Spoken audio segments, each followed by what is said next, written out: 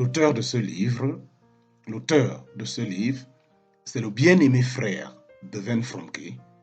Le titre du livre, La suprême intention.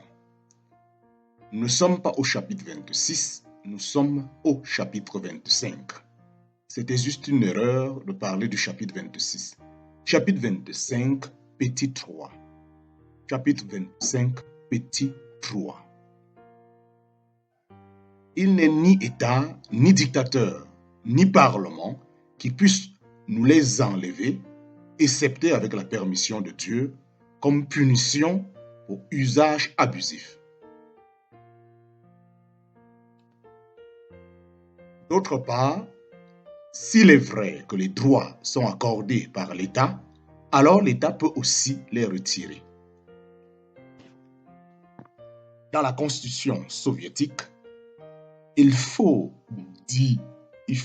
digérer 4 chapitres, lire 117 articles qui mettent sur pied un État absolu, totalitaire, monolithique et matérialiste avant de trouver la mention d'un seul droit. Après avoir attendu si longtemps et essayé d'absorber tout ce verbiage communiste à double sens, on est naturellement tout à l'expectative d'apprendre quels sont les droits accordés au peuple. Lesquels est le premier, pensez-vous? C'est le droit au travail. Pas question du droit à la vie, mais tous les droits accordés au peuple, 6 ou 7, sont garantis par l'État. Tout cela est révélateur d'une différence fondamentale. Ou bien l'État existe pour la personne, en parenthèse, comme dans notre pays, ou bien c'est la personne qui existe pour l'État, en parenthèse, comme en Union soviétique. Aux États-Unis, comme en Suisse ou en France, la personne a des droits qui sont indépendants de l'État. Chez les soviets, il n'existe aucun droit inaliénable. Tous peuvent être retirés par l'État qui les a octroyés. Ainsi, l'État usurpe la place de Dieu. Le système soviétique est virtuellement athée. Karl Marx a compris la source inhérente des droits bien mieux que beaucoup d'Américains. Il n'aimait pas la démocratie parce que, disait-il, elle est fondée sur le principe que chaque homme a une âme indépendamment de tout ordre social ou de toute classe sociale. Il a dit, je prétends que seule la classe a des droits. L'individu n'a aucune valeur quelconque, à moins qu'il ne soit un membre de la classe révolutionnaire. Voici comment nous comprenons la différence entre la personne et la classe. Une personne est un être possédant une âme donnée de raison. De ce fait, elle a des droits. Un porc n'a pas d'âme douée de raison. Il n'a que des instincts et des appétits animaux, c'est pourquoi il n'a pas de droit. Une fleur, de même, n'a pas d'âme, elle n'a donc pas de droit. En Russie soviétique, les hommes en tant qu'individus sont utilisés comme les animaux ou cueillis comme les fleurs au gré de l'État qui les contrôle. Ils ne sont pris en considération qu'en bloc ou en classe. Les individus n'ont pas de droits, mais une classe représente une force pour l'État.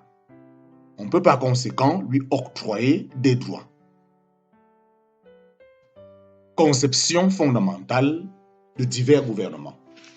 Conception fondamentale de divers gouvernements. Nous avons représenté sur le tableau noir les 3 types fondamentaux de gouvernement qui découlent de l'ordre de choses établies par Dieu. Ce sont la théocratie, gouvernement de Dieu, l'anarchie et le totalitarisme. Pour comprendre la notion fondamentale de gouvernement, nous devons revenir à notre juste point de départ en Dieu. Quand nous reconnaissons que Dieu, qui est la source suprême de tous les droits, a prévu que l'homme ne serait jamais qu'une source secondaire de droits, en parenthèse, comme lorsqu'une autorité accorde à un couple le droit d'élever un enfant qui ne leur appartient pas. Parce que c'est Dieu qui garde la haute main sur les droits que l'homme, en position d'autorité peut accorder à ses semblables, nous pouvons comprendre ce qui est arrivé à Adam dans le jardin. Selon les prévisions divines, Adam aurait dû céder à Dieu. Adam aurait dû céder à Dieu tous ses droits, lui permettant ainsi de gouverner par son entremise. Il aurait été, en quelque sorte, le vice-roi sur cette terre, s'il avait accepté et suivi ce plan, et sa postérité après lui, on aurait eu une théocratie, le merveilleux gouvernement de Dieu sur tout l'univers. Au lieu de cela, Adam choisit de se réserver pour lui-même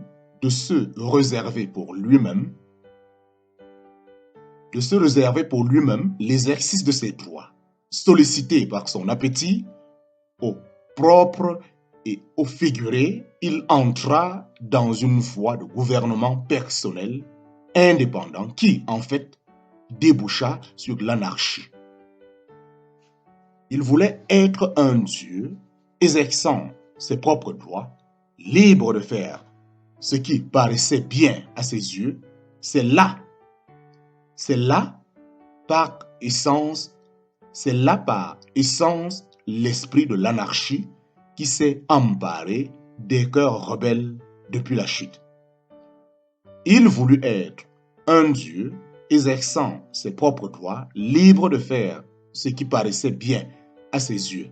C'est là par essence l'esprit de l'anarchie qui s'est emparé des cœurs rebelles depuis la chute.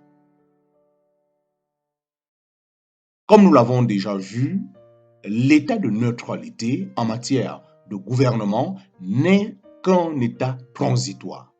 L'homme doit se soumettre au gouvernement de Dieu, sinon, dans son effort pour être complètement libre, il tombera dans la servitude d'un gouvernement totalitaire. Subordonné d'abord à ses appétits, il deviendra bientôt esclave de Satan. Et le diable, qui a obtenu la dictature sur Adam, gouvernera aussi les fils d'Adam.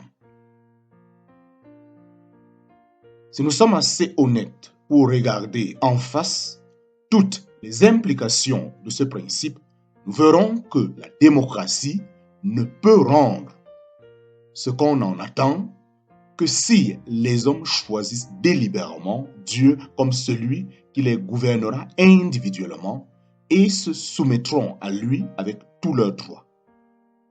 Dans la mesure où Dieu est libre de mettre sur pied une théocratie sur les vies individuelles d'un peuple, rien n'empêchera ce peuple de rester libre de toute oppression.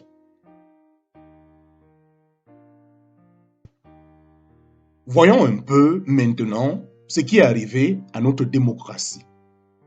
En raison de l'égoïsme inhérent au cœur de l'homme, les citoyens de notre pays ont insisté pour user de leurs droits pour acquérir bien-être et profit.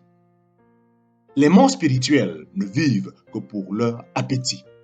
Au lieu de vivre pour Dieu avec une préoccupation pour les besoins d'autrui, chacun a fait ce qui semblait bien à ses propres yeux.